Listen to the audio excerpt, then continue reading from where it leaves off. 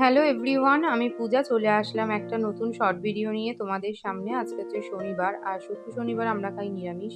তোমরা অনেকেই সেটা জানো যারা আমার বড় ভিডিওগুলো ইউটিউব চ্যানেল পূজা লাইফস্টাইলে গিয়ে দেখো।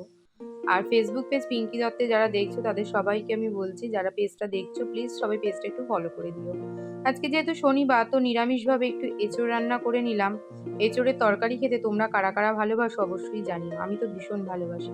তবে এঁচোড়টা যদি আগের দিন কেটে গুছিয়ে রাখা না হয় তাহলে কিন্তু মহা মুশকিল। শনিবার সকালে থাকে মনার পড়া। সেই জন্য রান্না বান্না সেরে নিয়ে স্নান পুজোটা সেরে তারপর মেয়েকে যাব আনতে। আজকে একটু মাথা ঘষে নিলাম, শনিবার ছাড়া অন্যান্য দিন মাথা ঘষার একদম সময় হয়ে ওঠে না। রবিবার করে তো একেবারেই হয় না। আর মাথা ঘষে চুলে সিরাম না দিলে চুলটা তো আমার একেবারে দড়ি দড়ি হয়ে গেছে, চুলের যত্নটা যতটা পারি নিতে থাকি। আর সত্যি কথা বলতে কোনো কিছুরই যত্ন নেওয়ার সেরমভাবে কিন্তু টাইম করে উঠতে পারি না। ওই যেটুকু পারা যায় আর কি। আর এই রোদে সানস্ক্রিন তো মাস্ট, সানস্ক্রিন না দিলে বোধহয় পুরো পুড়েই যাব। সানস্ক্রিন দিলেও যে খুব একটা কাজ হয় তা কিন্তু একেবারেই নয়। কি তাই না বলো বন্ধুরা?